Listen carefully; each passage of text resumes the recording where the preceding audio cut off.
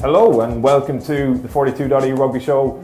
We're live here in Doheny and Nesbitt. My name is Gavan Casey. This is brought to you by Volkswagen. A fine car, Volkswagen. If you're going to buy a car, make it a Volkswagen. I am joined tonight by two very special guests. The first one, I mean, look, were it not for injury, God knows where rugby might have taken this man. I mean, when he did step away from the Irish rugby scene, there was a 6-month period of mourning in the 42 comments section. It was really difficult to get over, but I'd just like to, for you guys, to give him a big welcome. It's Mr. Murray Kinsella. Thank you, Gavan. Thank you very much. More of that, other things. Our main guest tonight doesn't need much of an introduction, but I can say that he is the man who did this. He drives a Volkswagen, is all I'm trying to say. Are we providing the commentary? Or there he is, like a teddy bear.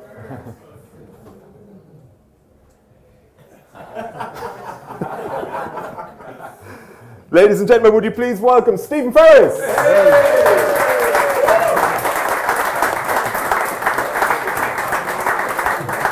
Well, big man, how are you getting on? Not too bad, yeah. Good times, 2011 World Cup, nobody gave us a chance against Australia. What a tournament. Unfortunately, we slipped up against Wales, but yeah, I'm good. Obviously, hung the boots up now. It's hard to believe it's coming up 4 years at the end of this season. Like, I ended up hanging the boots up when I was 28, injured myself when I was 26. So yeah, that's the way it goes. But very privileged to have played the game of rugby for so many years professionally, and just a mad Irish, Ulster and Irish supporter now, getting behind the boys, and it's just brilliant to see them. Irish rugby, and I think everybody would agree, on a crest of a wave at the minute. So it's I'm great, thanks. The foreword to your book is written by none other than Rory McIlroy. I'm talking, of course, about Stephen Ferris. You can get it at easons.com. It's actually the second best Irish sports book written in the last couple of years. You might have seen the best one there just as you came in the door. But the foreword is written by Rory McIlroy. He says, "I always felt it was inevitable that someone so physical would end his career earlier than others. It is more likely that players like him, who make big plays, land the huge hits, will suffer a physical toll. I would liken Stephen to a finely tuned Ferrari or a racehorse. They are likely to break down more, but it is only because they perform so close to the edge and are pushing limits all the time." That was Rory McIlroy. I mean, libelous comments against Ferrari, of course. Famously, Volkswagens don't break down. But is it something that you would have been cognizant of yourself when you were playing, that because of the, I suppose, ferocity with which you played, that maybe your career was going to at some point come to an end prematurely? You're mentioning my limited company name and everything. Ferocity Limited. Thank you very much. That was intentional, yeah. Yeah, intentional. Ferocity. We're also brought to you by Ferocity. Yeah, like, I played the game, and I've said this numerous times. People may have heard it. Like, it didn't matter if it was Edinburgh on a Friday night at Ravenhill or Kingspan as it is now, or if it was in a Grand Slam decider against Wales in 2009 in Millennium Stadium. I played 100 miles an hour all the time. Why? Because I enjoy playing like that. And if I turn back the clock and go, what would I have done differently? You know, not too much. A few of the injuries that I received over the years was, you know, real accidental kind of stuff. I remember playing against one of the Italian teams, standing there at the side of the scrum. We got a pushover try, and I was standing with my hand in the air, cheering the lads on, and their tight head prop just came around and fell, and my knee was slightly flexed, and he fell into me. Like, that's just unlucky. You know, that's not me absolutely piling into somebody and getting tackled badly. So that was before the 2011 World Cup. I was out for 6 months with injury with that.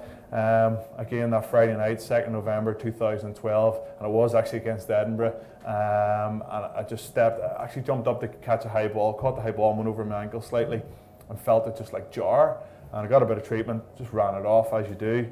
10 minutes later, just stepped off it, and one guy hit me high, one guy hit me low, and done serious damage. And I knew as soon as it happened that I was in a world of pain, a world of difficulty, because the swelling didn't go down, I'd say, for about 9 months. Like, it was just, if anybody's seen any pictures of my ankle on Instagram, like, it was black, like, it really was, numerous scans, everything, and they couldn't determine what the injury was at the time, because there was just so much swelling in the joint. So long story short, 3 operations later to try and fix it, I ended up getting bone taken away, tendons put back in, bone over the all the rest of it, and I tried to make a comeback. That game against Scarlets where I come on and made a big hit, but before I took the pitch I knew my rugby career was over. I knew it was coming to an end, and it's pretty difficult to get your head around, but if I was to go back to your question there, I love playing, I love running around smashing people, and I love, that's what I got so much out of the game of rugby, was that feeling of trying to be the best player on the pitch every single time you take it. And people judge me on my performances nearly every game I played. I played and people were kind of talking about me after the game, and I really, really liked that. But yeah, it all came to an end on that night in 2012 when I busted myself. Do you ever look at it now and think, maybe a match last weekend, how would I do in that game? How would I do in a Joe Schmidt team? Have you ever thought about that? I don't think me and Joe would have got on, to be honest. I know we're probably going to touch on it, but he's very, very structured. I was kind of given a bit of a free role. If I seen an opportunity to get out of the line and take somebody out, or when I was carrying, I threw an offload, and there was a couple of games I think against Italy, Peter Romani's first cap. I made 2 or 3 different line breaks. 3 or 4 of those offloads went to hand. 1 maybe didn't, and coming from camp now, if offloads don't go to hand, Joe was really unhappy, and it's all about playing the percentages and everything else. We all know that. But yeah, I'm not sure how I would fare, to be honest. Joe kept in close contact throughout my injury process, which was brilliant of him. He was like, Stevie, I want you to play for me. I want you to play for Ireland. How's the ankle feeling? What's the progress going like? And I was just honest with him and says, it's not looking good here. Okay, well, we're going to extend your contract for another 6 months to try and get you to turn a corner. I was very, very thankful to the RFU for me, first of all. Anybody that's read the book, Get it out there. Read the book. Man and Ball, available in Eason's. Eason's, yeah, or Amazon 5 stars. Yeah, it's a great read. I signed a contract in Japan. I was going to play for a team called Coca-Cola Red Sparks. Signed, sealed. All I needed to do was get myself fit, and for me it was to go away for 8 or 9 months, pick up a paycheck, play and come back. Chatting to Vern Cotter, who was at Claremont, was on the phone to him 3 or 4 times. More or less, there was an agreement in place that I would go over and play for Claremont. There was a guy called Vosloo, if you remember Vosloo with the long hair, who played. I was going to come in and replace him, and then come back and be back playing within Ireland for the 2015 World Cup. That's what I had kind of planned in front of me. That didn't materialise just because of a bad injury. So yeah, it's tough, but playing for Ireland was the highlight and pinnacle of my career, because it was just meant everything to me. Yeah, I mean, you touched upon the injury, Joe Schmidt, Clermont, Japan. I've got no questions left. It's one of the things I was going to ask you about that comeback game in 2014. I mean, you've been out 15 months at this point, and there's a moment, obviously, you mentioned it, where I think your first involvement was this massive hit. It was against Christian Phillips, was it? Yeah, 15, yeah. Talk me through that moment, firstly, just what it was like to be back on the pitch after that spell out. And I think particularly now that you've mentioned it, another question I was going to ask you, were you cognizant of the fact that even though I'm playing here, I'm playing on borrowed time, that this is going to come to an end probably shortly? I was warming up, I was warming up on the sidelines, going up and down, and my feet, I have women who suffer from neuromas in their feet from wearing high heels. I know well, yeah. You know well. I suffer from that now, and it was really, really bad. It was just having rugby boots on or football boots on and having 2 or 3 stones in there. And when you're running, it was just agony. And it's just all because of no flexion in my ankle joint whatsoever. And it was just warming up, and I was hitting bags, and I was going, are they going to bring me on here, or what's the story? Because the ankle just felt, and it was so taped up, so taped up, my knee was taped up, and I was just looking at myself going, geez, I'm 28, I'm just absolutely, butchered here. So, get on, Ruan Pinar said, somebody called the 5-man line out, Nick Williams come off, and Ruan Pinar kind of gave me the nod, and anybody who watched Ruan Pinar's box kicks were on the money all the time, and again, I went out of the line to make that hit, I didn't stay in the line, I was seeing an opportunity in front of me to kind of put pressure on, where now you don't really see that as much. You kind of see everybody holding their line and making sure that they're all rigid and sticking to the structures and everything. And I heard after it and made that and all I heard was bang, and the crowd just went nuts. And yeah, it was a great feeling. But I got up and it was like, oh, thank God for that. The ankle made it through, because it was. I played 3 more games, suffered my only concussion in my career a week later, and then I was like, what's going on here? What's the point of this? Like, it's just not going to work out. Christian Phillips, who you hit, welcomed you back, I believe, as well. He's lying on the floor and he's like, good hit, bud, on the floor. I was like, oh, cheers, thanks, mate.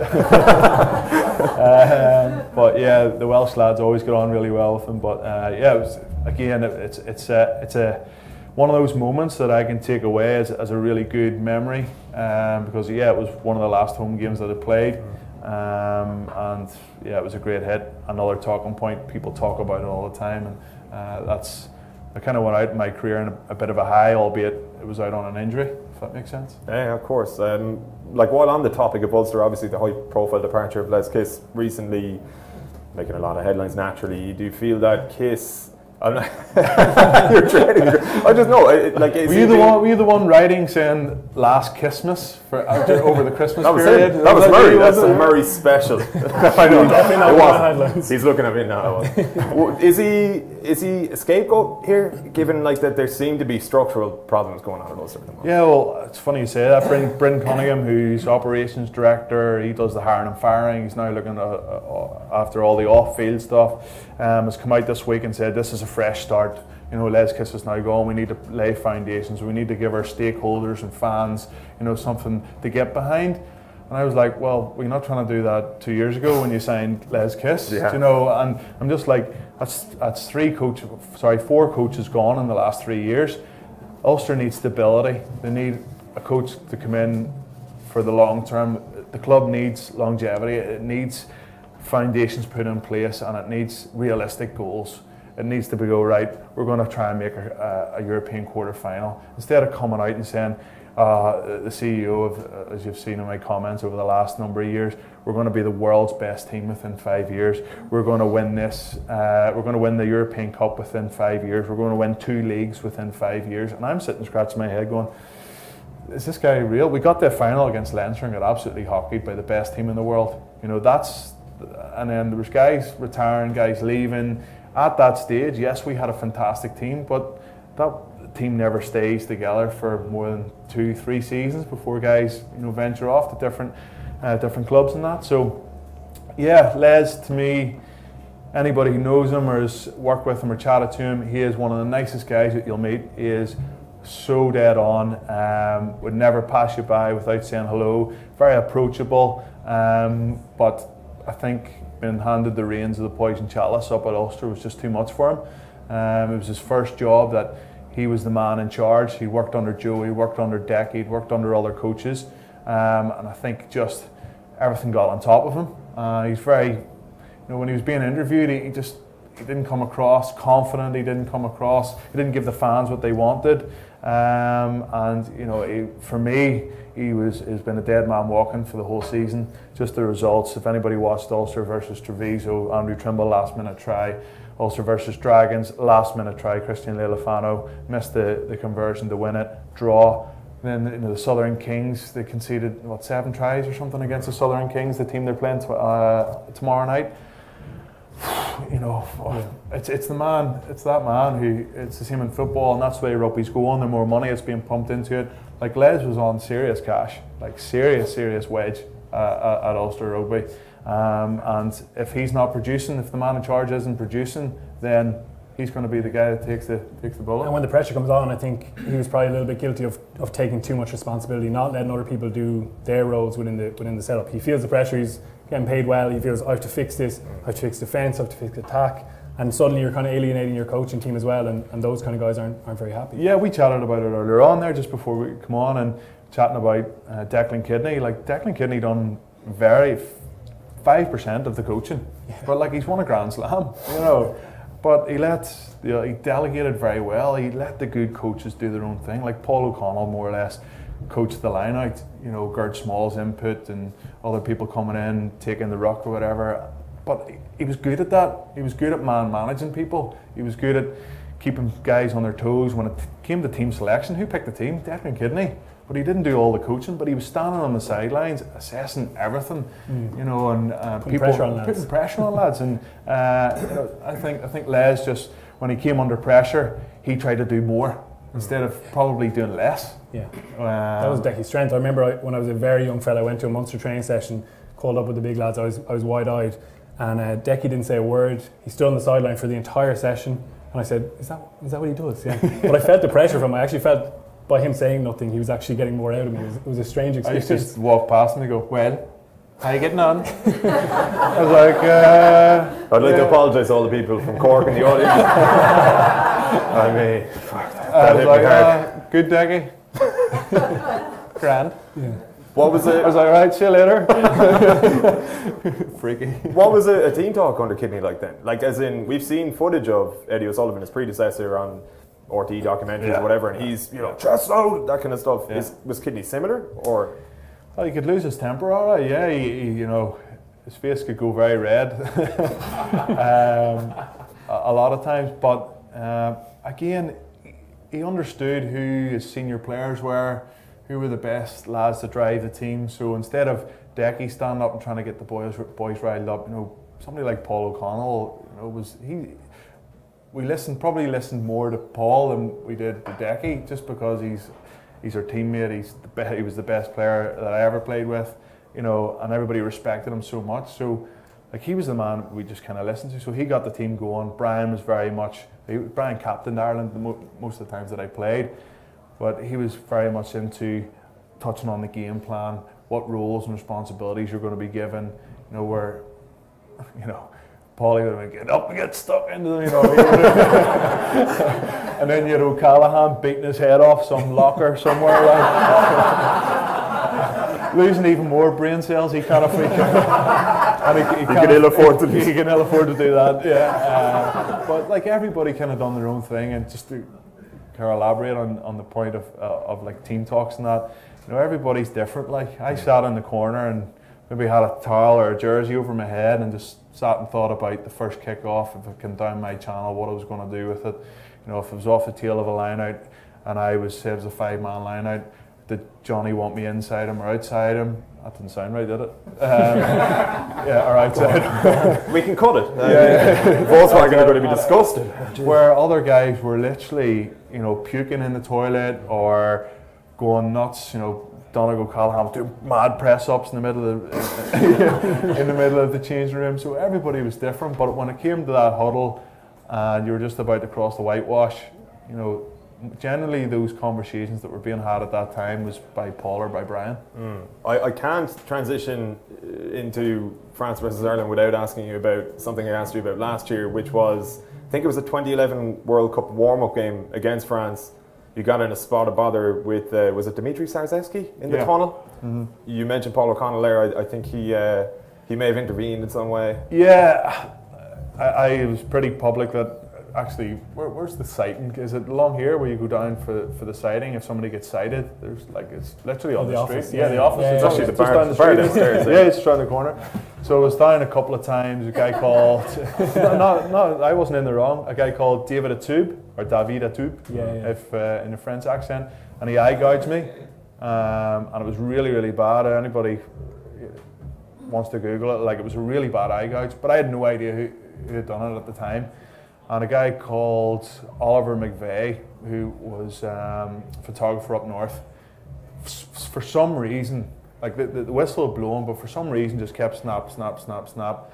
And you can see it after the game. I had no idea who done it. After the game, you can see literally the guy's finger buried in my eye. And they tried to deny it and saying that he didn't realise and all the rest of it and all that carry on.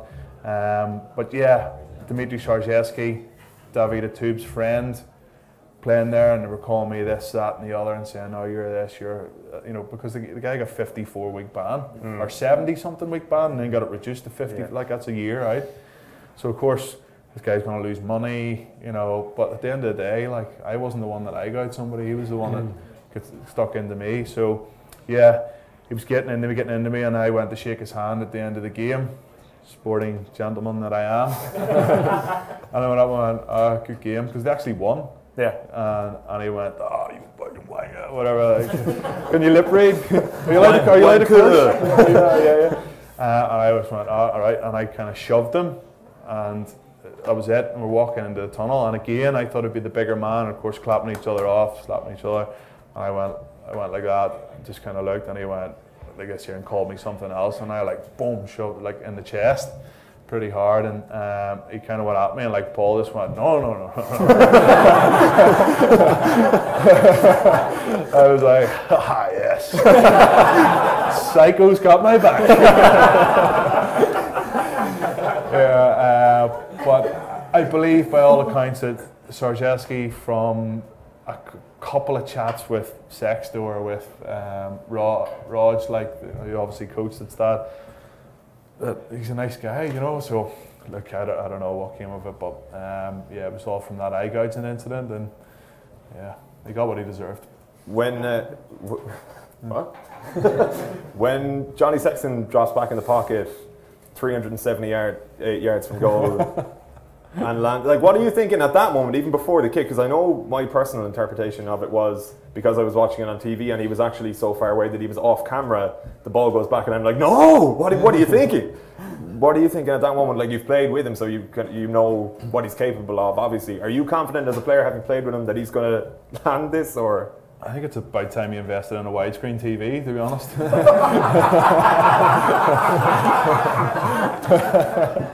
That's fair. I was actually in a pub in Dublin, and everybody was like this, just like watching, going through the phases, and next thing, just the place went crazy, because I think it was unexpected. There was actually one or two, I think it was Ian Henderson carry, and then the next carry, I can't remember. Stander. It was just like a tiny bit of momentum, like 2-3 yards, and he just went bang, give me it. And I haven't been in that situation where you've needed a drop goal to win a game. Well, I have, but not a game that really matters. And I've been on the other end of it, where I've been defending, and it's easy to just get up and tackle, get up and tackle, get up and tackle. And I think CJ Stander came out in the media and said, once you go through 6 or 7 phases, you bring yourself to a dark place and you just keep getting up and you keep going. Yeah. And like, I would say those boys, Henderson, O'Mahony, Stander, like Levy, those guys, I was just watching it going, how are they still getting up? And they looked fresh, they were still getting up and they were still carrying. It's interesting, actually, crazy. If you go back to the All Blacks match in 2013, that was a massive lesson for Joe Schmidt as a coach. We were talking to Mike McCarthy during the week, and he explained that after that match, Schmidt sat them down and he said, look at this clip, it was like 4.5 minutes, basically the ball in play the whole time. And he said the All Blacks came out the other side of this and beat us. So from that day, I think every week, at the start of the week, they do a session where it's literally 4.5 minutes long.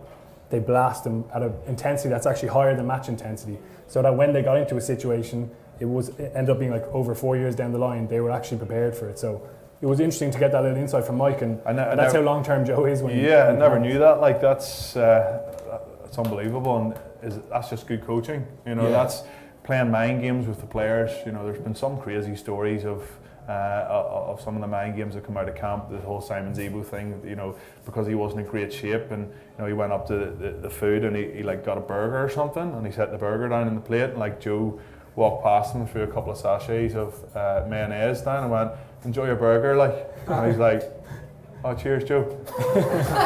But that's Joe going, you really shouldn't be eating that burger, you should be going for the healthy option. You can't enjoy the burger at that point. You know?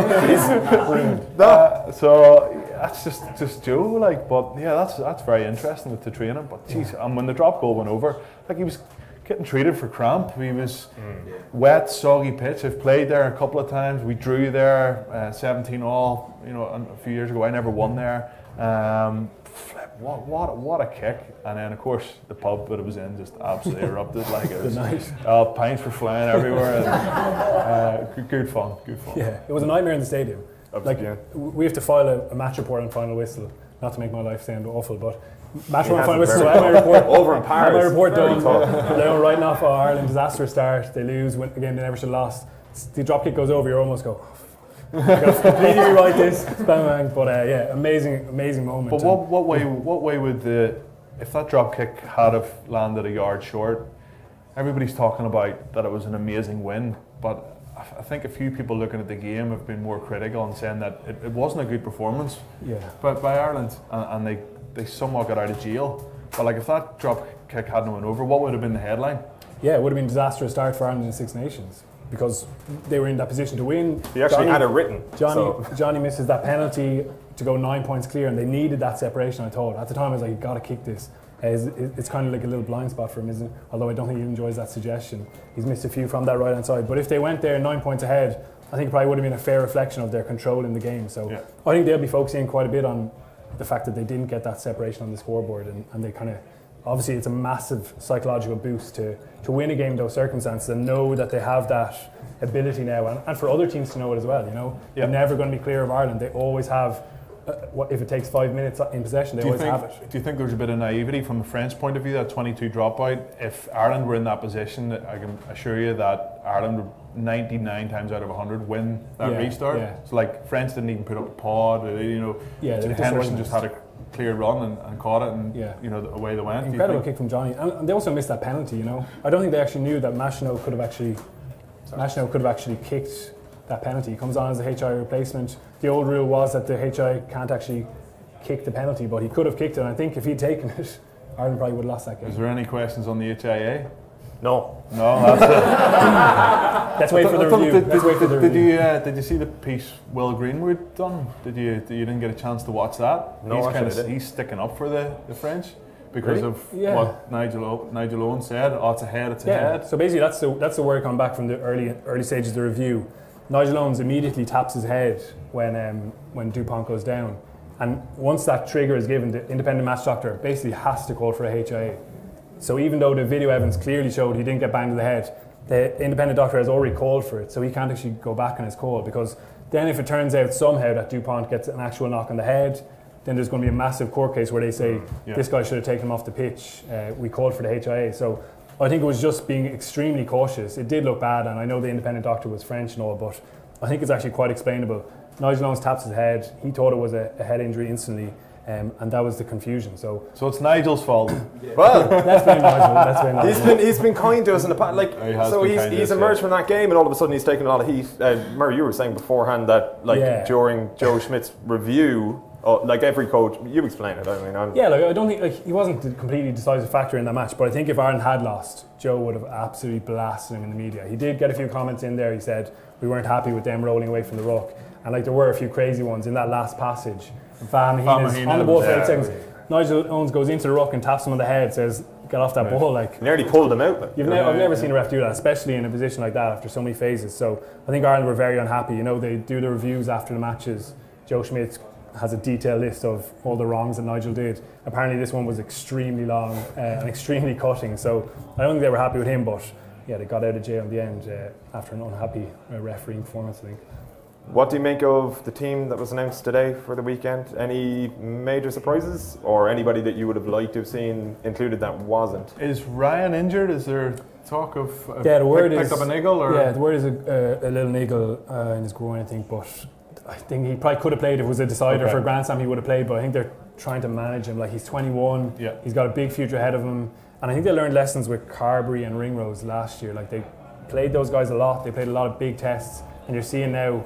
This season their bodies have broken down a little bit, so I think they're being cautious with Ryan, and probably rightly so. He looks like an exceptional player. He was unbelievable last week. I could not believe the work. Was it 14 carries? 14 carries? Yeah, 17 I think. 17 carries. I think he brought off tackles as well. I think 10, 11 tackles or something like that. In a game where Ireland had no possession as well. Or had all the possession. It was just amazing. But big Devin Toner, somebody who's been there, done it, at top level. Will he call the line out, take a bit of pressure off Ian Henderson this week? Probably. You could see Henderson be a little bit more destructive, getting more ball in hand. But I think it just keeps it fresh, keeps boys on their toes. They've kept the back line the same. Why? Because the back line didn't really offer too much at the weekend there against France. The conditions weren't great. They didn't have as much ball in the multi-phase as they probably would have liked.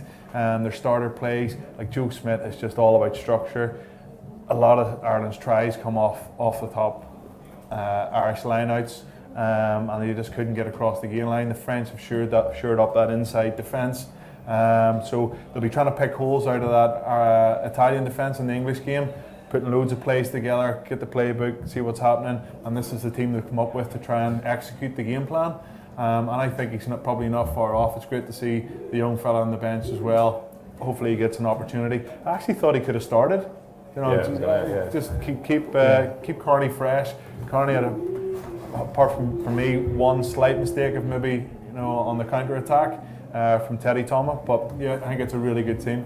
Yeah, I think Joe's thinking is to keep that back line together because they, as you say, they weren't really familiar with each other. It didn't look that cohesive, especially in the backfield as well. Like that back three hasn't really played together an awful lot. I'm sure they've trained together quite a bit now under Joe, but even things like working their pendulum defence, linking up on set piece plays, I think he understands that they need to be at a higher level for that Wales game, and especially with Johnny Sexton starting at 10. People were thinking get Joey in there, Joey Carberry to get 80 minutes, but I think he understands that Johnny and that backline have to be firing on all cylinders for that. Is Fergus McFadden just been released to get game time? He's gone back to Leinster, yeah. Like it's a chance to get Jordan Larmour in there. He's been exceptional.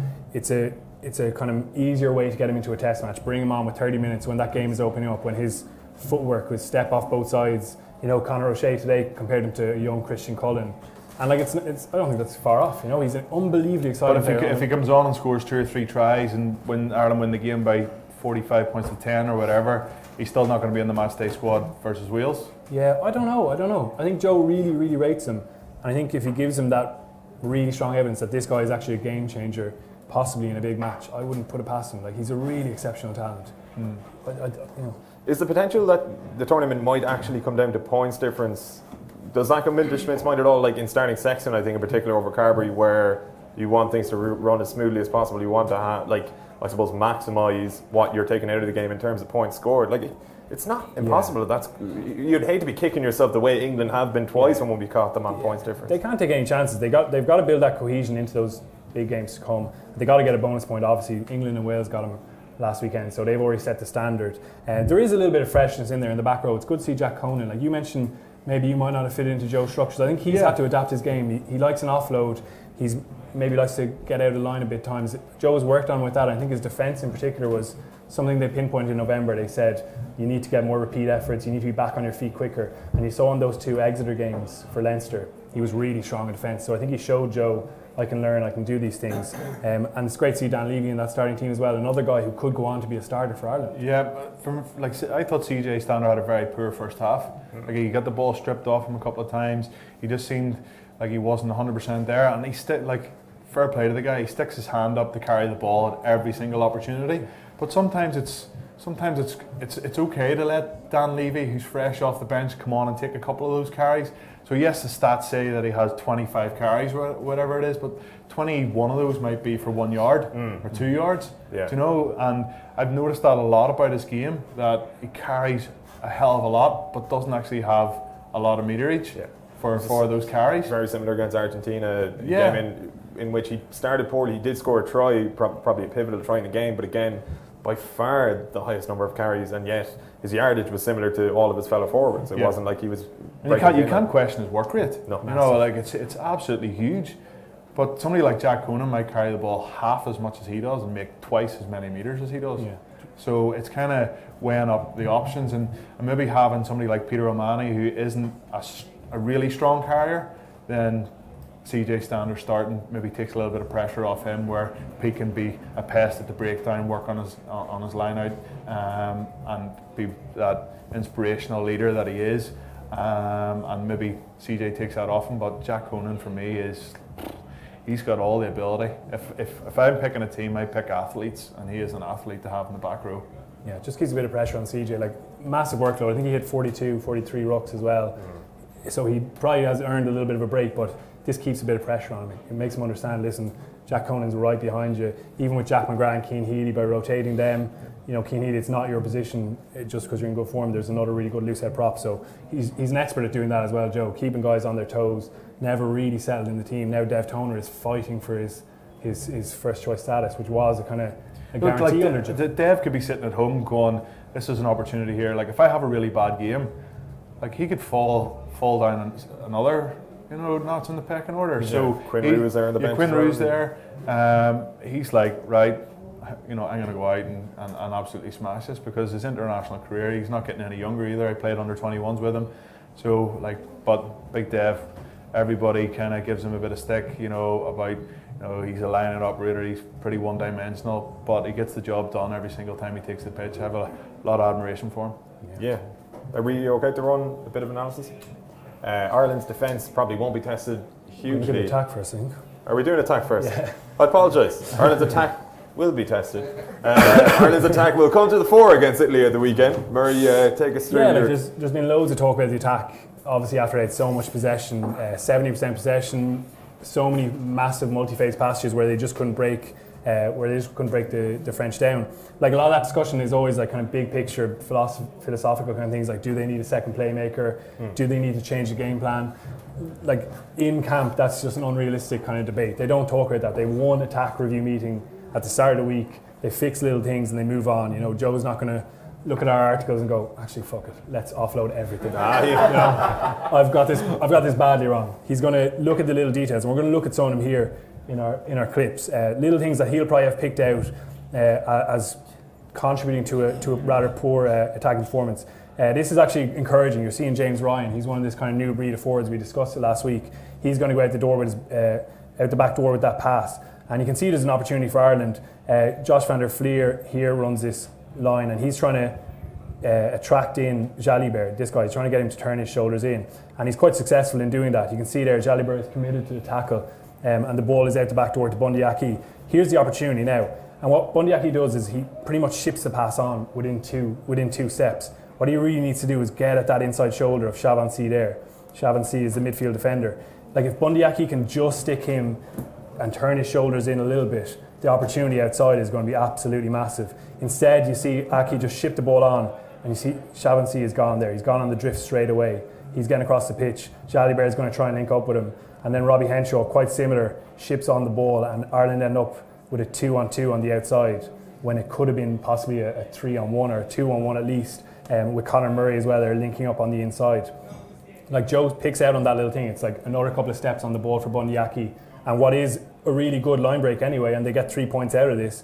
Possibly could have been a try-scoring opportunity. And I think Aki has those things at the top level to learn. Our next example is off set piece. Joe Schmidt, we were talking about it before. He's absolutely massive on everyone getting their role right. And one of the big roles is decoy play. He's huge on this. He pushes the players all the time.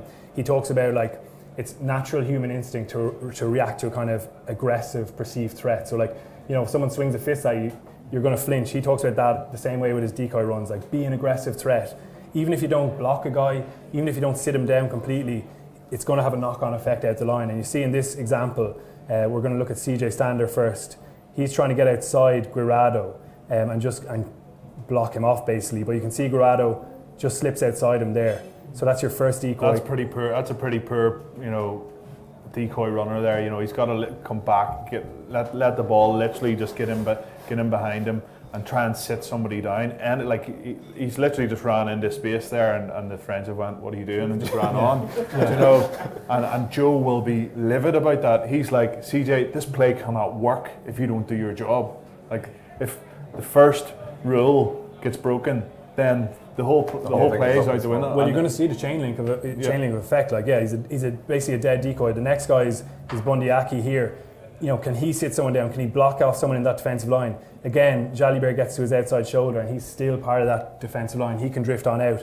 The third decoy line is Josh van der Fleer here, and again, same thing. We run it on, and you can see Jalibert and even Lamara switch past him, drift past him rather, and then you get to the outside edge, and look, it's actually a 3-on-2 for France on the outside edge. They have an overlap in defence off a set piece, which is crazy. You know, Joe Schmidt will be ripping his hair out over this during the week and running through them. They actually do. Keith Earls is great feed, gets inside, makes a bit of a gain line, but they're just so reliant on those set piece strikes to get over the gain line and play off. If you fail on that first phase, then you're in big trouble. I think you'll see these exact same plays come out against Italy. I think they'll try and get them on the outside. They'll try and get them into the wider channels, and they'll be trying to execute exactly that, except do it right. And if they do it right, like that first, Johnny Sexton looks up, sees Vakatawa is really deep, really wide, disconnected. He's like, right guys, we need to get it on the outside. As soon as they get it on the outside, honestly, if the midfield just take it up, pass and give, it's a walk-in in the corner. And it's amazing what 2 or 3 steps can do to hold the defence. So they'll be working on that all week to get it right. So much deal. Another couple of other things, just putting your skills under pressure. We've talked about the forwards passing, and this is just a small example. We're kind of zoomed out, but Tyke Furlan's got on the ball there, and he has Peter O'Mahony on his outside shoulder. Like, can he drop that little tip-on pass there? I know the weather's poor and it's a sloppy kind of conditions, but if he just gives that little tip on when the one guy rushing on him, O'Mahony goes into a hole, instead they get smashed back behind the gain line. I think that has to come from Pete. It's not coming from Ty. Yeah, so, Pete's got to get 2 or 3 yards wider and say, yeah, I'm on your outside, give me the tip on. Instead he's just kind of standing there waiting for the breakdown, which isn't a bad thing. Their ball security is priority.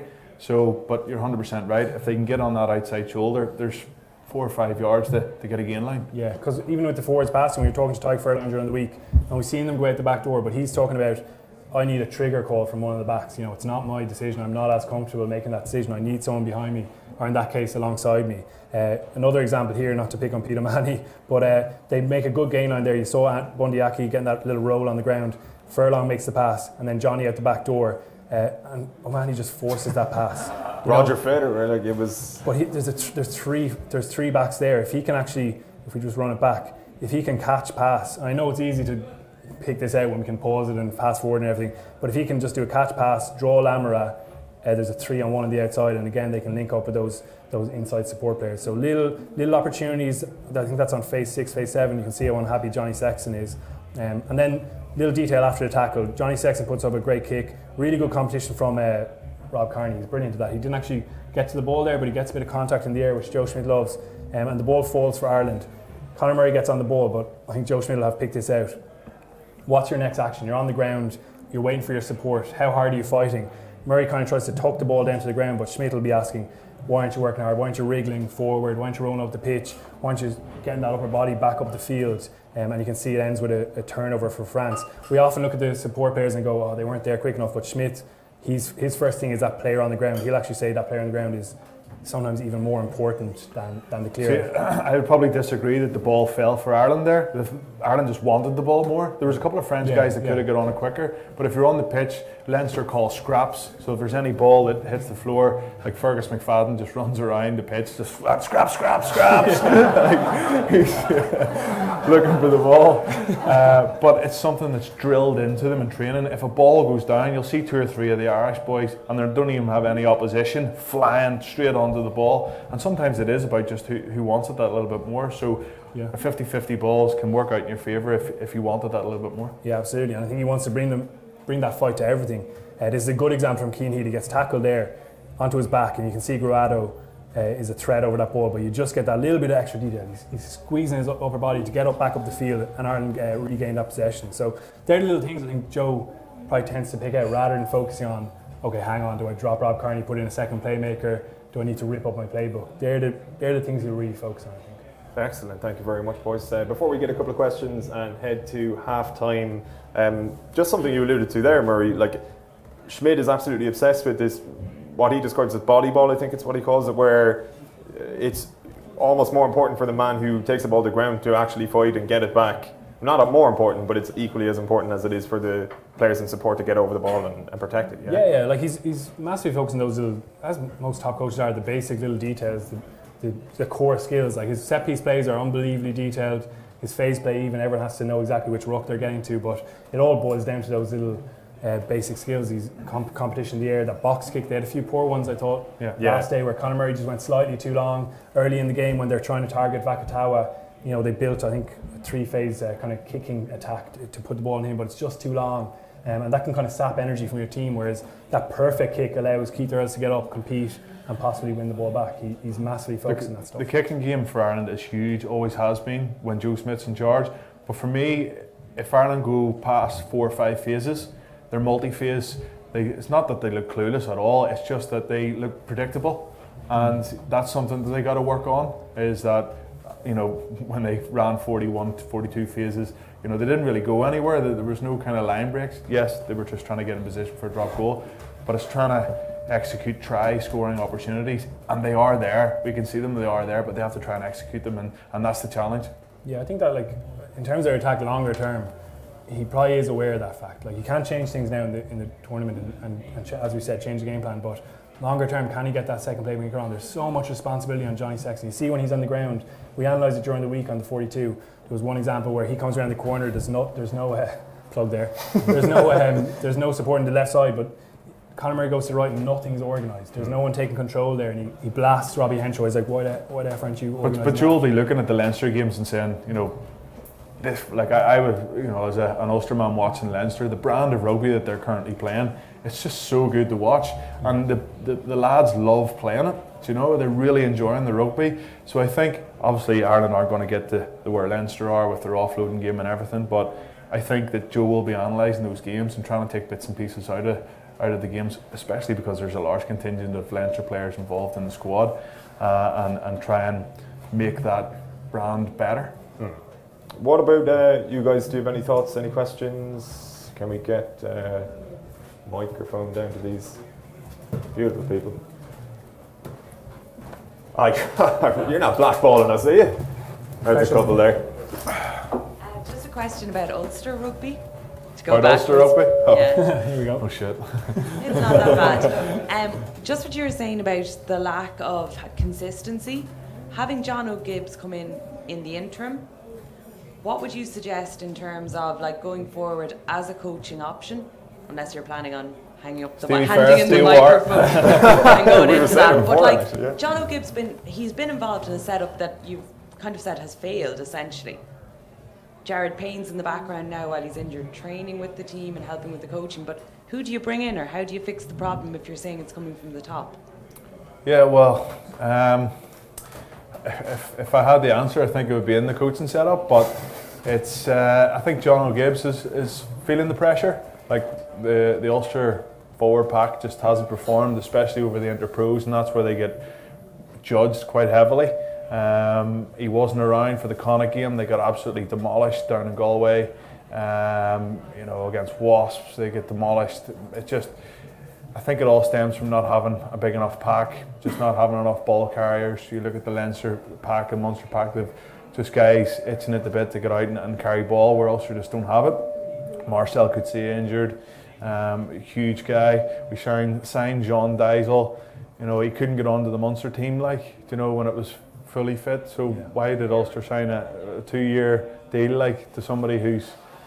I just can't get my head around some of the signings. But obviously they just thought they needed a big, strong guy to try and get them over the gain line, and now he's not even involved in the squad tomorrow night. So it's a tricky one, like. But who's going to be brought in to fix this, as I said earlier, the kind of poison chalice that it seems to have been over the last 4 or 5 years? I don't think they're going to bring anybody in until the end of the season. They're going to have a whole coaching review and look at everything from grassroots right up and see how they're going to fix it. But probably for me, it would be the CEO of Ulster Rugby probably making a few wrong decisions over the last number of years, filling fans full of expectation and hope that they're going to be the best team in the world, and that type of. I would repeat myself because I've said that so many times over the last 2 years, but I haven't seen Shane come out and give an interview and explain what his thoughts were behind those comments. Like, the fans are walking out going, "World's best team, my arse," you know. Well, like of course they are, because the man who's in charge of everything to do with Ulster Rugby said that they were going to be the world's best team. Yeah. So like they're very right to kind of say that. But I think they've got a great guy in Bryn Cunningham there. I played with him for numerous years. Smart guy. I think his options have been fairly limited when it comes to signing overseas players. Yes, he's got a couple of good guys, Marty Moore, Jordy Murphy coming up, who will definitely bolster the team. But yeah, he's got a lot of work to do, and that's a long-winded answer to your question. But I think they'll just hold out to the end of the season and then make a decision from then. Yeah, you mentioned though Graham's up, like that is key now. Recalibrate those expectations and start building again. Academy hasn't really produced the same crop of players that, like you guys, that got to that final, and they haven't really tapped into the club game. I don't know if there's a bit of disconnect there. I know some people aren't too happy that it's not joined up. Yeah. I think there's chances to now start fresh, realise, okay, we can actually get more through our system. We don't need to sign players from Leinster Academy. We actually have quality in our schools and clubs, and we just need to tap into that, I think. Yeah, and because the population is greater down in Dublin, that's no excuse. Like that for me, that is no excuse. But I'm friendly with, YDOs who got called into Shane Logan's office only a couple of years ago and told that their jobs were being done away with. Like all these YDOs who are out to make the game of rugby in Ulster evolve, and to bring young kids on and go to the very corners of Donegal, the schools, and coach young kids. God help, like, so say, I've no idea how many of them there was, but like he chopped so many jobs. And where I speak to the people involved in the Leinster setup, like there's so many jobs being given to try and massive, huge program. And everybody wants to work for Leinster because they're doing so bloody well. And they've tapped in, like the 5 counties thing, they've tapped into the whole province, even though it's perceived as probably like Dublin-centric. They have tapped in. Less so now, I think, as well. You know, like as I know over the last couple of years, you've seen the likes of Sean O'Brien and these Tyke Furlong. All they want to do is talk about farming. You know what I mean? And it has changed the perception of it. Well, it's great for us as well because Tyke's such a good talker as well. He loves the story about his dad not having a mobile phone. And he's off playing international matches away. He can't get in touch with his dad to let him know how it went. So the more characters like that, the better. Absolutely. Anybody else before we wrap up for halftime? Another one there, another one here. Hi Stephen, you're known as a physical lad. Is there any other physical, who's the most physical lad you actually ever played against? That includes training as well? Physical lad that I trained with or played with or against? Played against. Probably Jerome Kano, plays for New Zealand, Auckland Blues man. Few years in Japan. There's chat of him possibly signing for a French club. Toulon, is there? Like, he was massive, a beast, like strong boy, really dead on, down to earth. And I didn't know him, like, but for some reason when we played against other, there was this kind of mutual respect. And he always thought that I was a great player, and vice versa. But yeah, when he was in his prime, like 2011 World Cup. You know, he was a hard hitter. A few illegal challenges along the way. But he was probably him. Yeah. We'll take one from up the front here just before we wrap up for halftime. And anybody else who has a question, we'll be doing it again at the end. So fear not. We do have a couple of tickets as well to give away for Ireland versus Italy. The big man will be choosing the winner. So. Cheers. It's a kind of a long-winded question, but this time about James Ryan. Obviously, he's a brilliant player. Whether the comparisons to Bowley are a little bit premature, I don't know. But I don't know if you heard Brian Driscoll on the Friday night before the French game.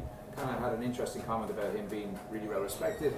Kind of put a little bit of cast of doubt whether he can take a niggle. He was injured for this game on Saturday, and I wanted to know whether you thought that was maybe a comment on the modern day second row not having enough dog in them compared to back in the day, or is it maybe kind of a positive, maybe slightly encouraging call out to Ryan to toughen up a little bit?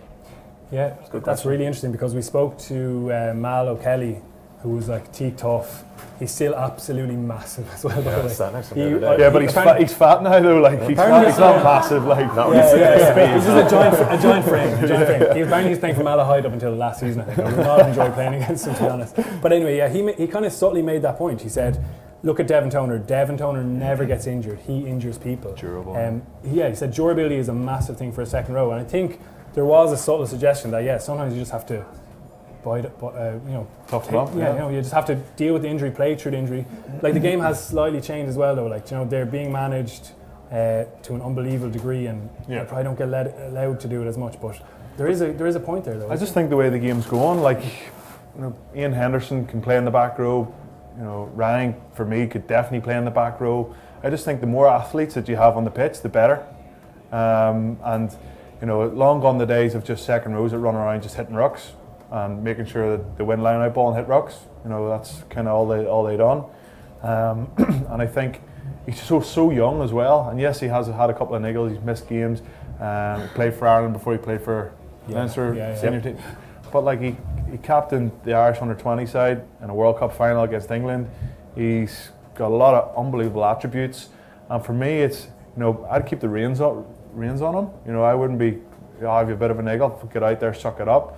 And to me, he seems like a pretty smart fella as well. If he's in the back of his mind, he's not 100%, then you could go out and let down your side or let down your team, and you might not get selected for another year or two. So for me, it's not about toughening up. It's about managing your own body and knowing what's right and wrong. And I just think he's got just such a big future ahead of him, and I think him and Henderson could be a bit like O'Callaghan, O'Connell for the next 5 or 6 years for sure. You mentioned James Ryan playing for Ireland before Leinster. O'Driscoll did as well. Do you know who the other one was? Does anyone know?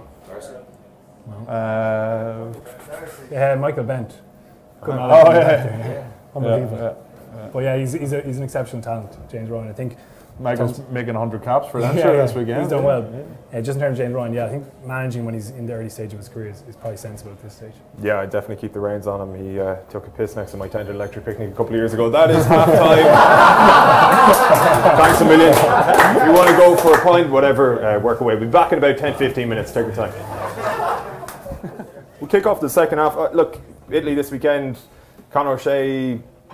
See, like, on the face of it, I think it looks like they're making a little bit of progress under him, but also I heard a stat there during the week where, like, if they go throughout this tournament without a win, which they likely will, it'll be the first time since they joined the Six Nations that will have happened, and therefore you're kind of thinking statistically they're going backwards. What has your impression of his tenure been, or his tenure so far been? Like, he said today they have to celebrate small wins. They can't actually celebrate actual wins in test matches. They know that if Ireland play anywhere near their potential, they're going to get beaten.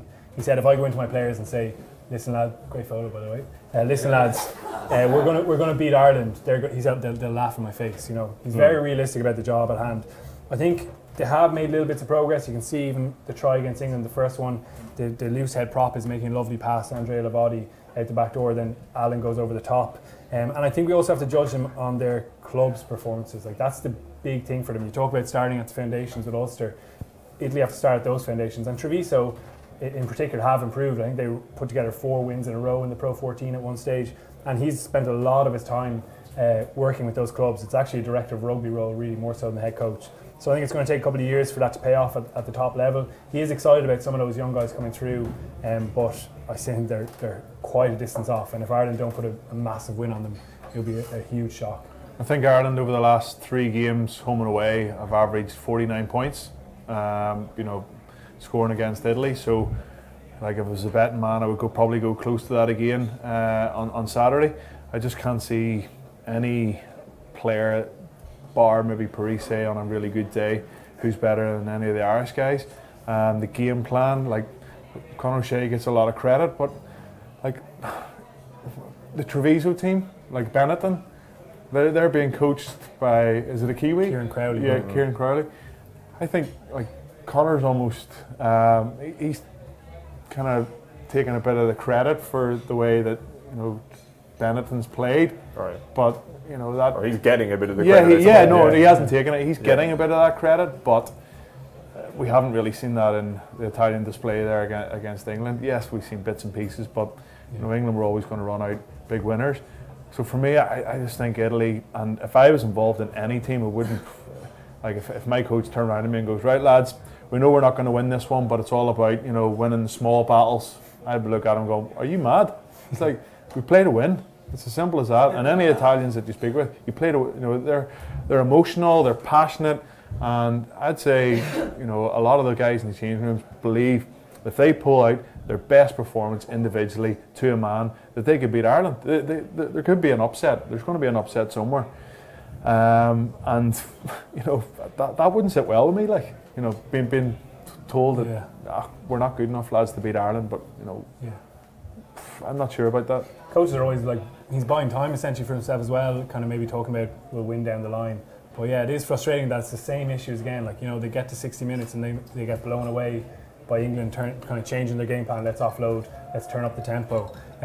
He did mention that again, the fitness has got better, he says. But we haven't really seen it. Like, let's see them last an actual 80-minute match. That's it, exactly, because there was such an inevitability about the fact that once we got to the hour mark against England, now I know you thought England were extremely impressive, we'll get to them in a while, but like, it was just so obvious that the Italians were going to crumble again, probably similar to ourselves in Rome last year, where, Jesus, I don't know, Craig Gilroy scored a hat-trick in the last half hour anyway, wasn't it? Like, or second half, something like. It always happens, and we just need to see progress on the pitch, because, you know, there's other nations like Georgia have been knocking on the door for years, and it gets harder and harder to say no to them. Obviously, Italy need to be there competing against the best nations to improve, but it must be hard for Georgia to look on and see they haven't actually improved on the pitch despite all this talk. It must be frustrating. I think Conor O'Shea coming in there, I think he's got a great vision of where he wants Italy to go, and he talks well about that, but it's actually implementing that and putting that in place. And what does everybody judge him on? Results.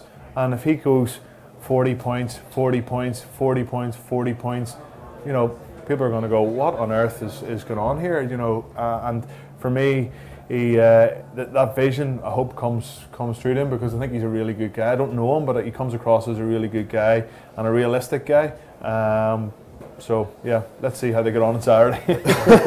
Is there a risk then that because it is this vision and it is very much long term, that he's waiting for a sort of an almost all-encompassing change to be implemented by bringing over like the likes of Michael Bradley and these people, and that by, I suppose, not affecting what's going on in the pitch in the immediate future, like he probably runs into a brick wall at some point. So like systemically it might change, and say 7 years down the line they might be a little bit, or at least semi-competitive, but by then it'll be too late for him to even see that change take place.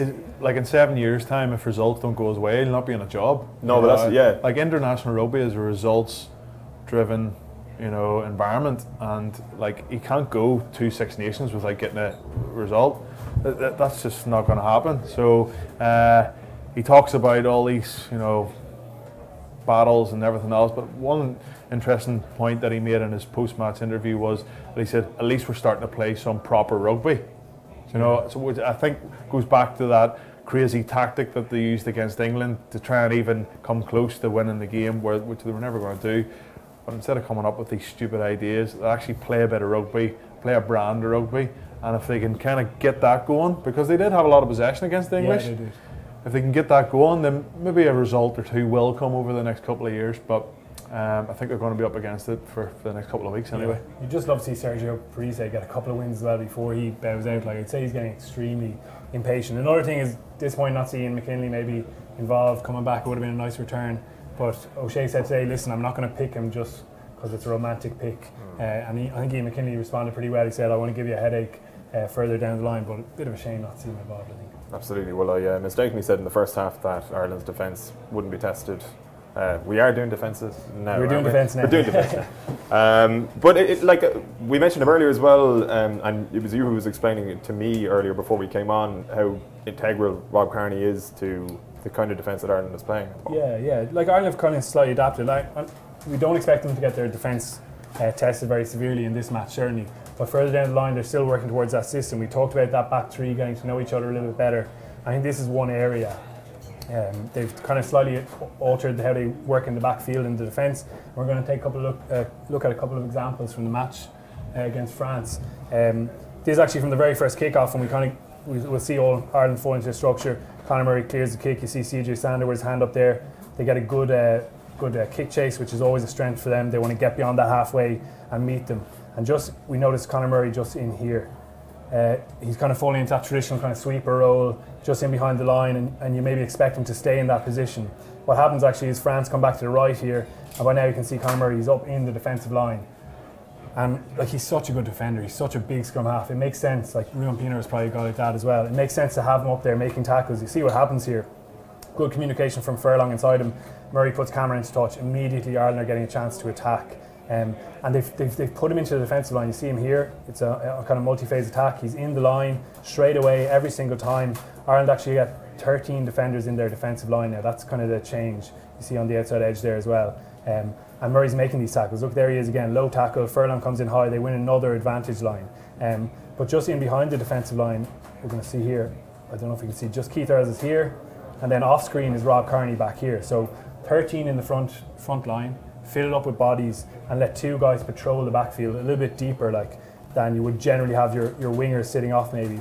And we're going to look at the kind of overview. This is what you're looking at from the Ireland defensive line. From a coaching perspective, like playing against Ireland, you got the chip is on all the time. Like exactly. It has to be on all the time. And if Conor Murray's in the front line, a lot of the times when Ruan Pienaar got into the front line, it was more to put pressure on the out half who's going to kick. Yeah. So Ruan never really put in massive tackles like Conor Murray. For me, it's only a matter of time until teams go, right, hold on a second, and it's not once. You could do it 5 or 6 times a game and get a bit of change out of it. So yeah, it works against France, but the Italians are going to be looking at this. That's the really interesting test. Maybe against England, against Wales, Scotland, who have that attacking chip game. Finn Russell. Well, you've got two men in the back line for England that could potentially do that as well, as opposed to the conventional one. Exactly. So you have those two defenders in the backfield, but you can see that space there. It's a big old space. And in traditional kind of defensive setup, if we just flick onto our next slide, just here, you'd have the fullback sitting in there, and then if France attacks this side, the winger on that side can move up, the fullback goes around, you get that pendulum motion. It's a lot more difficult to do when you're here with two guys in the backfield. This winger shoots up here when France attacks that side, and they have to cover all that space. Now, one of the things, if we go on and look at a couple of more examples, that Rob Kearney gives you is that really good positional play. He's in here, he's one of those guys in the backfield, and he's on that right-hand side of the pitch. Jacob Stockdale is on the far side in the backfield. Ireland make a couple of tackles in midfield. You can see there already, Kearney's moving across. He's trying to both cover that chip space and get across, so that when Stockdale comes up here, he can be in that left-hand side role in the backfield. It's a huge demand on one guy, but Joe Schmidt loves Rob Kearney's positional play. You see Conor Murray, there he is again, in the line making a tackle. And by the time France come on to this next phase, there's Jacob Stockdale. He's come up from the backfield. Rob Kearney's gone all the way across here, and now Keith Earls has dropped into this position, so they still have those two in the backfield. And France play to the edge. Again, good read from Rob Kearney. He gets all the way up. We see him on the edge here and makes that tackle. But it's a lot of ground to cover for a 15. And when you have been doing that all match, here he is again, he's going to try and cover that chip space, and he's going to get it all the way across there. When you've been doing that all game, the opposition just needs one chance, as you say. Someone like George Ford and Owen Farrell. And you see the Ireland line speed, they've got those 13 men in the line. There's the advantage. Look, big hit behind the gain line. Yeah. But we go a couple more phases on, and there you go. Look, Rob Kearney's just maybe slightly switched off. He's out of shot just back here. And there's the space. A really good 10. There's Bello, he's inexperienced. A really good 10 there demands the ball. He gets one of his outside backs chasing through onto that chip, and they exploit that space. Instead, France, carry it up again, and there's that low chop tackle, brilliant from James Ryan, really good technique. They get the turnover. But I think you're right. I think that space is there, and that's going to be a really interesting battle for Ireland going against those big teams. We do want to just look at the try as well. Very different circumstances, obviously. France played that quick line out to Dupont here. And you talk about guys rushing up out of line. Murray makes that decision there, and he doesn't make the tackle. However, there should still be that secondary chase line. They've got a great chasing line there. They have a good secondary line there. Beautifully set up. Look, beautifully set up. Just make a wrong decision. Yeah, and the issue is like we're talking about that, why you play the same backline again. It's just familiarity. So it's actually just here on the edge. It's Rob Kearney and Bundy Aki. And they're in great position there. But just as they advance up, you can see Aki just kind of eases off and Kearney goes up ahead of him. So suddenly they're just slightly disconnected, aren't they? And what really should be, Conor Murray gets stepped there. What really should be a 2-on-2 there actually becomes a 2-on-1 because Kearney's shoulders slightly come in. Is he getting much chat from Bundy Aki? We don't know. But Dupont is able to put Teddy Thomas away down the touchline. Jacob Stockdale probably gets caught in his heels. Probably needs to go and own that space a little bit. But it just points to that slight lack of familiarity between Kearney and Aki, and that's a big challenge. Because Kearney is a famously good communicator. I mean, we've heard, you'll get it all the time, presumably going to Leinster pressers where the likes of Larmour or Carbery, if he's playing, not so much Carbery, but if Larmour is playing 15, on the wing and Kearney is 15, he will wax lyrical about how Kearney guides him, and he tells him, literally, if it's a case of take two steps backwards. And the young guys at Leinster listen to Kearney so well, and presume Schmidt is quite fond of that as well, having Kearney there. So with Aki, is it literally a case of, because he hasn't been in the team for long, that he's just not? Whereas I suppose Kearney will be verbal with young guys. Maybe when he's playing for Ireland, he doesn't need to be quite so verbal because people are so familiar with each other, you almost don't need to say it. And Aki is new. I think you still need that communication all the time. Interesting to hear from you what Rob is like in that backfield, because you need that assurance, don't you? It's been a long time since I played with Rob, but I think covering that amount of mileage in the backfield is going to take its toll, not only physically but mentally. So when a ball is kicked like that, Rob's just coming up, he's filling a hole, he's probably absolutely knackered. You're coming towards the end of the game, and he just makes a decision to hit in. You know that you're going to have inside support there, and Rob's bound to know that he's the last man. So why would Rob hit in there? And I think it's probably poor communication between Rob, Bundy, and whoever else is in that secondary line. But Rob's got to know that he's the last man on the end of the line, and there's only one guy outside him. And Jacob Stockdale, everybody's giving him a hard time about not catching him. He has to turn and go. The other guy's running 3/4 pace before he gets into fifth gear to put his head down for the post. But Jacob has to stop and go. Like we all know, watched Jacob Stockdale scored and tries this season. He's a very fast guy, but so's Teddy Thomas. You know, he is electric. So I just think that's a good try for the French. You know, one small little mistake at the top level can cost you 7 points, and it did. And again, it's just about learning from it. And again, should the kick have went into touch? Yeah. Possibly. Get it off the field, reset, go again. Yeah. Like your point about the fatigue in Carney is really important, because we just looked at him covering so much ground, and as that develops in games, it's going to be really interesting to see how teams look to exploit it. Like, that's obviously unrelated to his backfield play, but it is a cumulative effect of running a lot of meters across the pitch. It'll be really interesting to see his GPS data and see if it's changed a lot. But I think it's going to put a big stress on Ireland with those two in the backfield. It's going to be fascinating to see how teams look to exploit it. I remember, like, this time last year, we were doing something down in Cork, and at the time the discussion, probably typically because we were in Cork, was that Simon Zebo was a better 15 than Rob Kearney anyway at that juncture, respectively, in their careers. With Zebo out of the picture, I suppose it's easy to suggest, yeah, Kearney is the guy there, considering Larmour hasn't played for Ireland yet. But where do you stand on Rob Kearney now? Because he's a man who obviously gives enormous effort. He's been there long enough. He's done incredible things in the Irish jersey. Just takes a lot of flack publicly, I guess. Like, do you still think he's an elite level, international caliber 15? Yeah, he's world class. Like, he made one small error, and that was just miscommunication. The rest of the game, I thought he was top drawer. Some of the covering that he made with a hack through, and I thought, like, he is an unbelievable player. He is rock solid, and the thing I like about Rob is he does all his talking on the pitch. You very rarely hear him off the pitch doing interviews, and everybody criticises him all the time. He doesn't have the X factor like Simon Zebo. Like, I think Simon Zebo is a world class player also, but Rob Kearney for me is a Rolls Royce. Like, makes very few mistakes, and in international rugby, whoever makes the fewest mistakes in a match will win it, and that's what it boils down to. So Zebo, sorry, go on. The things he does are less glamorous. Like, you mentioned that covering when James Ryan kind of forced an offload, they had through. Unbelievably composed. He gathers it one-handed, gets up, rides the challenge, lets guys get back round. You see him in the air a few times. Some of his running lines as well. We looked at kind of bad decoy plays. Every time he gets the line right, he hits rucks well. Little things like that Schmidt loves. So, like, yeah, I think he offers so much and also gives great interviews. You mentioned he didn't talk much, but he's a good speaker, so the longer he lasts, the better.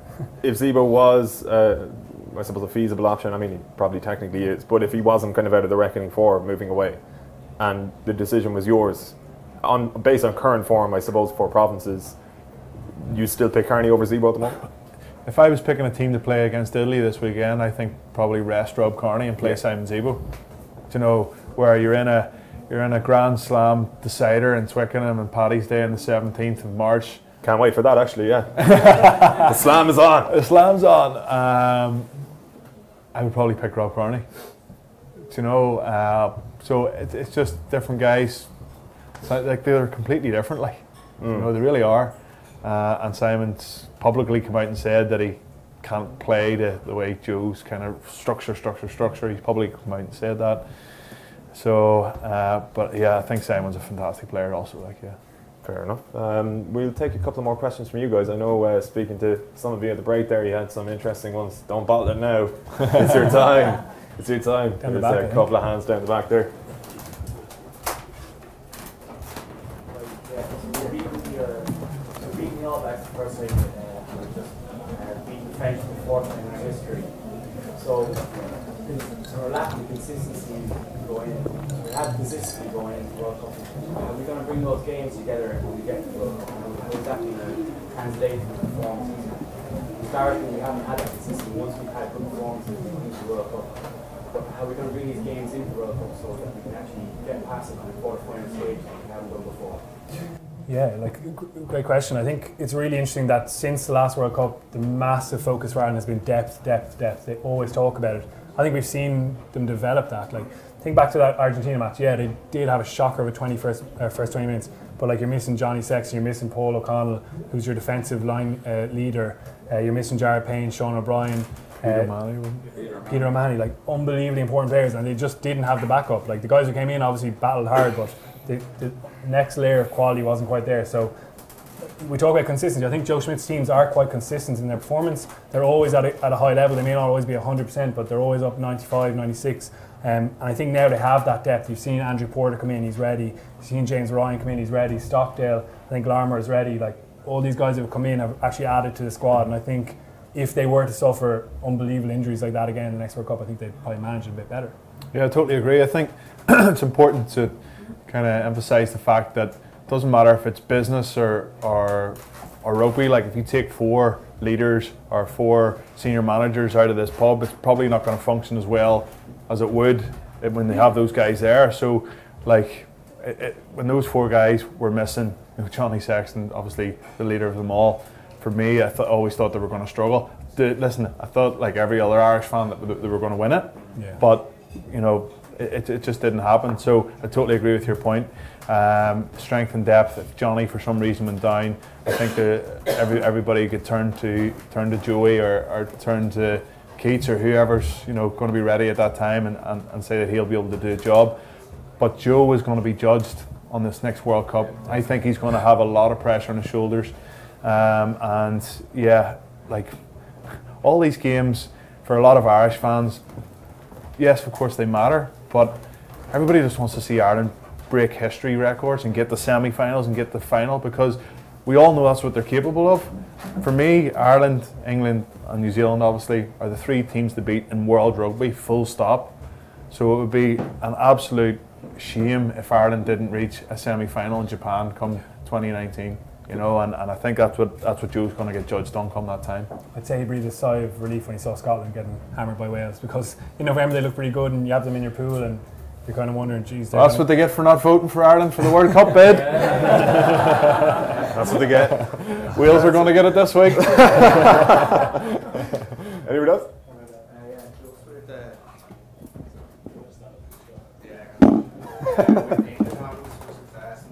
Last 2 championships back to back, and also winning 23 of the last 24 games with the forward Farrell axis. Do you think there's scope for Ireland to maybe implement a similar view and having 2 playmakers or 2 distributors in the back line?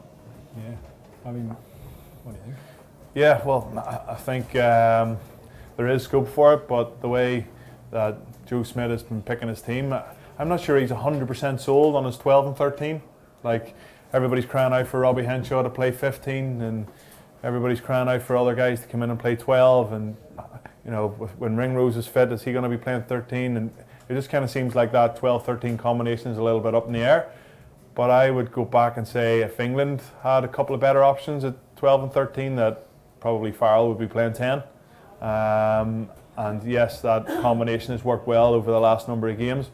But I've watched Ford regularly playing for Leicester, and he really, really struggles. Like, I just don't see this complete polished out half that competes well in an English jersey. I think so much of all England's incredible play comes through Farrell, because I think Farrell is a class above nearly every other out half in the world, bar maybe Johnny Sexton.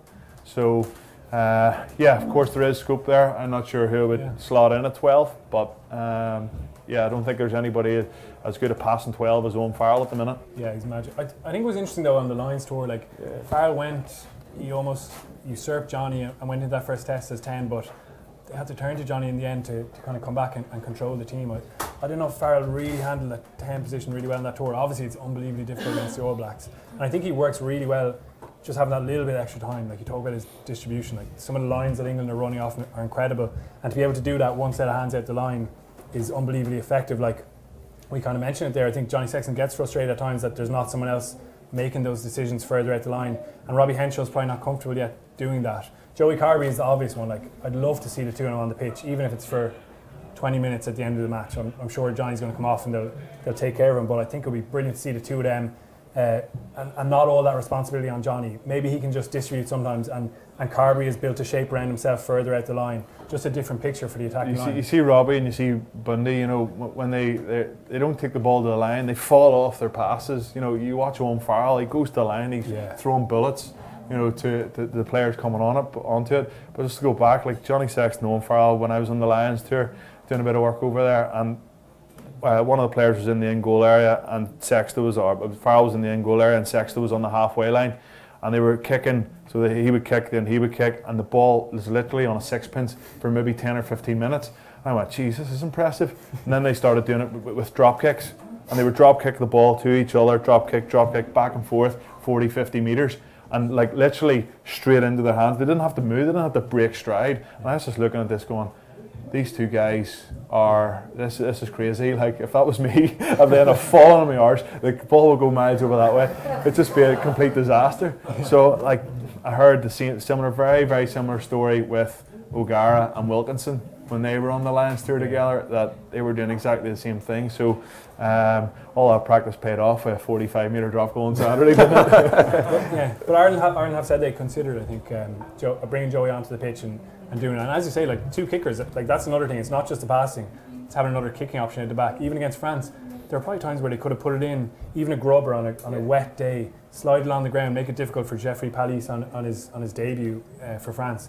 They didn't have that out the line. You know, Robbie Henshaw's not really that comfortable doing it. So I think it's a good point. And I think it would be good for Ireland just to test it out even for 20 minutes. Yeah, I'd love to see it happen. Anybody else there? So, can you hear me? There you go. We can, yeah. Just regards to development, you were kind of talking about Conor O'Shea there, and he might not see any of the fruition from the work he's putting in. But the Leinster Academy seem to be pumping out a lot of players, and you see Larmour now in the team. And I was looking at the under-20s, there's, I think, 15 in the match day, 23. Just with regards to Ulster and the academy, would they look at copying like what's in Leinster, or if Stephen was in charge there, what would he do? Yeah, well, I think a lot of the coaches actually have went back and forth. You look at Johnny Bell over the years at Ulster, went down to New Zealand to kind of learn from them, and they kind of piggyback on each other. But for me, like, if the Leinster Academy model blueprint is working, why would you not just try and implement exactly the same structure? And I think maybe, you know, with the comments that Bryn Cunningham made there during the week about Ulster Rugby, that's something that they will do. That's something that they're gonna look at and look at who's doing it well and try and not copy it, but put their own style onto it. But the academy at the minute with Ulster, it seems just seems like it's been the same for the last 4 or 5 years. You know, we're not producing. Yeah, you get a diamond once or twice a year, and that's it. Where there seems to be diamonds just coming off the conveyor belt at Leinster. You know, it's just insane. And I go back to touching the point about all the YDOs that were relieved of their jobs. Where Leinster just seem to be adding more people to the Leinster machine that just keeps ticking along, and they need to not only put money into that, but they need to get people to buy into it. But there's talk now of the youth. Is it going to be disbanded, done away with? Is the youth system? The youth system, yeah. We discussed it a bit. I think like, which would be like, I came through the youth system. Seanie O'Brien came through the youth system. Shane Horgan, I think, came through the youth system. Like, if that was done away with.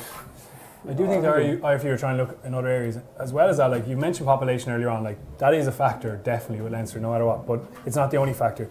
Like you talk about the Leinster Academy, but the Leinster Academy is almost the Leinster Schools Cup now. Like the players coming out of there are unbelievably well prepared.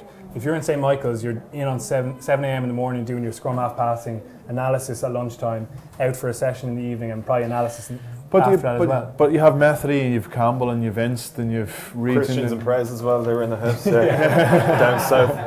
And are they tapping into that enough though? Are they Stuart Lancaster's out doing? I believe they are, but I don't believe they're doing it right. Yeah.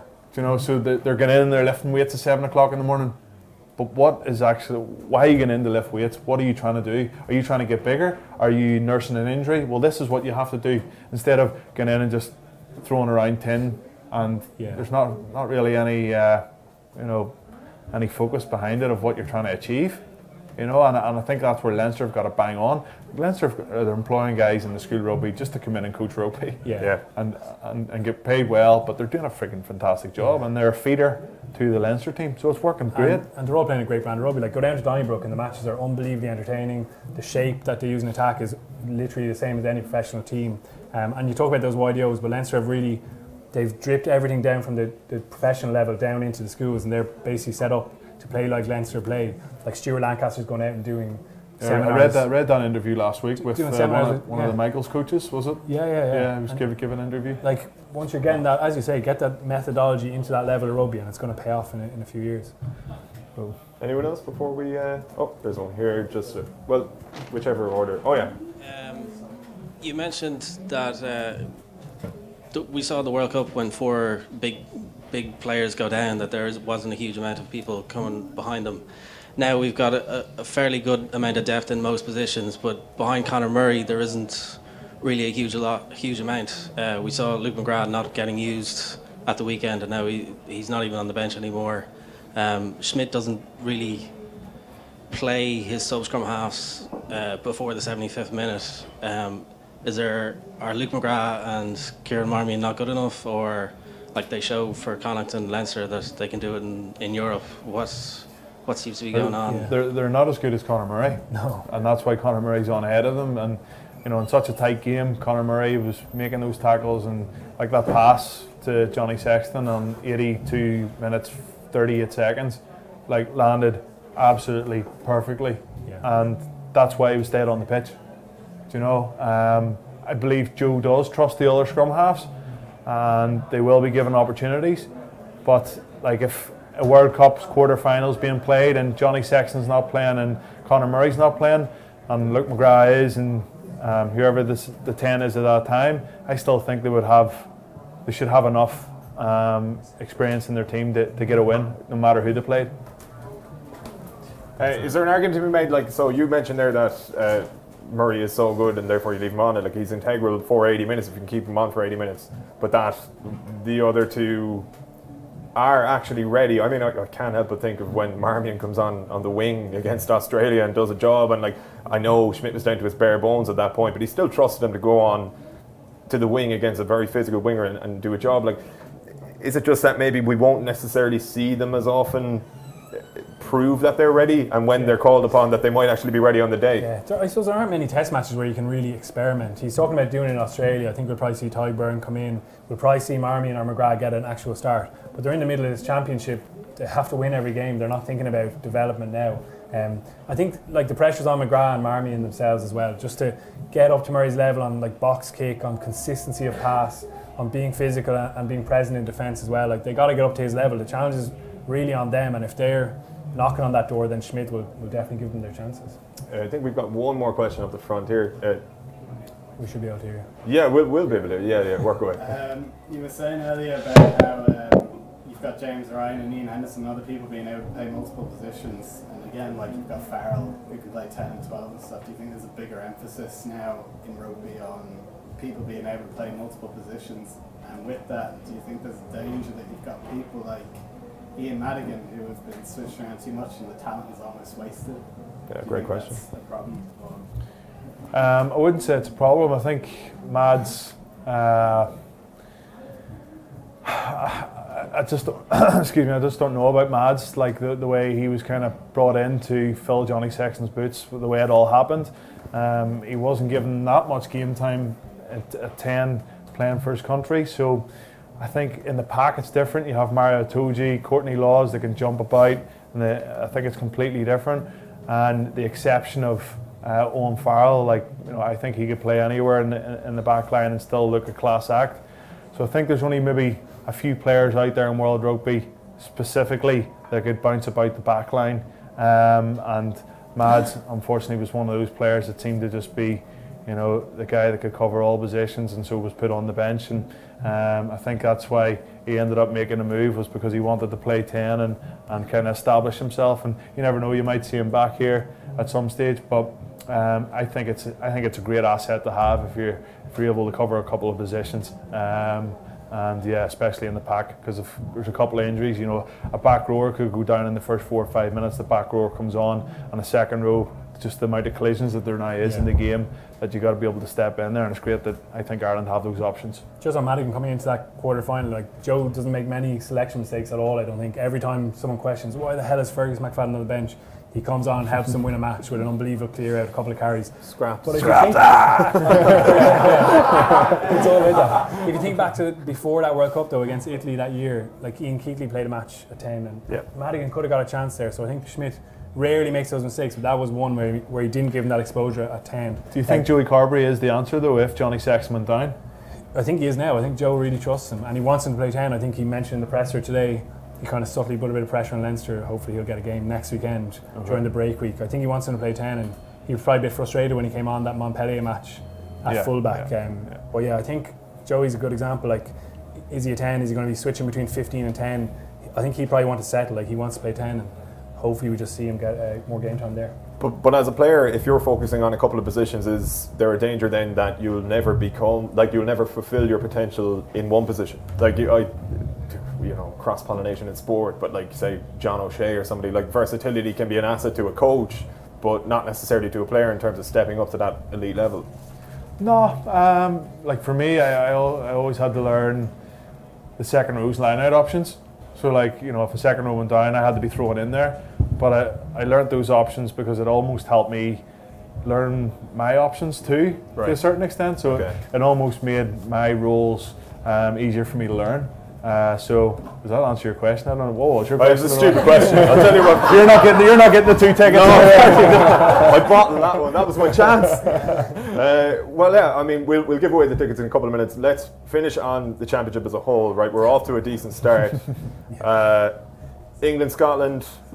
I mean, Jesus, if Scotland don't have some sort of maniacal Celtic backlash after what went on last weekend, they're in serious trouble. How do you see that going? You were very impressed by England, of course, at the weekend. Like, you've seen with Scotland, Greg Laidlaw comes back in at 9. I think that says a lot. They're going to kick more. They're going to try and be more solid. You can't just play offloading and counter-attacking rugby at test level. You have to also have those kind of basics covered off. Wales were extremely impressive, and we saw the benefit of that cohesion of the 10 Scarlets players coming in, basically the same game plan, really good decisions from their forwards, whereas Scotland's forwards made poor decisions. Wales are the interesting one. They've kind of emerged as the contenders. Look, England were playing against a poor Italian side, but I thought they were extremely impressive. Like the running lines, even on phase 3, phase 4 of a set piece, they're still running these unbelievable lines. And forwards are able to give a pass, Exactly, it's just like just 1 to 15, there's just so many options. Like, they do look very, very dangerous. We should have known, really, shouldn't we, that the Welsh, like, they always do it. Like, you're right. I mean, like, you can talk about their autumn, you can talk about on the back of line stores, things like that. But like, even though they were decimated, they've won regional side playing unbelievable ball, and all of a sudden they're playing pretty much the same ball at a higher level, arguably, and they're right in the mix now. Yeah, I think Scotland though, like, they'll be possibly slightly embarrassed, like, with the way they pitched up. That they know that isn't the Scotland team that's going to pitch up this weekend. They give Wales too many easy outs. Like, it just wasn't characteristic of them. And I think with all the talk and all the hype, everybody's been kind of feels like the Scottish lads have been walking around with their chest puffed out since the autumn internationals. Right. And then bang, they're straight back down to earth again, and they need to get themselves back up a few levels. I believe they'll maybe not come good, but they're going to get better throughout the tournament, and they can't make the same mistakes again, for sure. Is there a chance in Murrayfield for them to just right the wrongs? Yeah, of course there is. Like, they're going to have that massive emotional backlash from being embarrassed, and I think they're always going to get a response. I think he's made smart changes to his team, Gregor Townsend. I think you'll see them be unbelievably scrappy in defence, really aggressive, and I definitely can see them bouncing back. Alternatively, if they lose, then they've lost all momentum, and they potentially going into that last match against Italy, like, playing for a wooden spoon, which would be an absolute disaster considering November. But just in that overall championship, I did like the look of England. I'm a little bit less confident that Ireland are going to win the championship now. I still back Ireland if they keep everyone fit, especially Johnny. We've seen how important he is, but England do look really sharp. Are you revising your prediction? Is that what you're saying? I'm not going to back out my prediction. You're backing England, are you? I'm not going to back out. I think Ireland will still sneak the championship, but I'm less confident. What about yourself? I just think there's something about this Irish team that can really do it. Like, we don't have a bad record in Twickenham. Like, I've won there myself. Things start going badly. I know we have another few games here to play before we get to that stage on the 17th. But if we get there, like, we spoiled England's party last year. Like, I think the boys can do it. I think they'll keep the momentum going. 3 home games, 3 wins. You're going to Twickenham, Grand Slam on the line. Jeez, I wouldn't like to be an Englishman trying to stop the Irish that day, that's for sure. I love the sound of that. What do you reckon? Ireland? Yeah, happy enough with that? All right, Come on, Ireland! That's what I was looking for. Look at this man's intensity. Like, what are you? My God, you should go down there and. We need to give away a pair of tickets. I've got the questions here. So there was the question from this gentleman here. Who doesn't have tickets? Nobody needs. There was the question about John Gibbs and Ulster. There was the most physical player you've either played against or trained with. Question about James Ryan. Ireland's strength and depth was another one. Question about two playmakers. Question about the academy systems. And a question about Conor Murray and Ireland's sub-scrum halves. Was there any that tickle your fancy? Do you want? I'll give you the tickets if you want. You're probably playmakers. Just like there he is. Yeah. Well done. Well done. Well done. Nice one. Sorry, I thought that was you. Sorry about that. Oh, that's unfortunate. Oh God. Yeah. Yeah, that's it. So you both reckon Ireland. Everyone here presumably reckons Ireland. Listen, thanks a million for joining us, folks. Hope you enjoyed yourselves. Who else do we need? They're enjoying themselves. Yeah. After party upstairs, sponsored by Volkswagen. No, I do want to thank Volkswagen for sponsoring us here this evening, and thanks to yourselves. I'm trying to think if there's anything I'm forgetting. I don't believe so. There are a couple of books there just as you came in the door. They are for sale. We'll say nothing like, we just need to ship off the last few, but they're very good read. Not as good as, well, slightly better than Ball and Man. Ball and Man. Ball and Man. Man and Ball. Jesus, Ball and Man you talk about. Yeah. Okay, I need to wrap. Thanks a million. Listen, we'll catch you next time. Enjoy the weekend, enjoy the game, and take care. Cheers.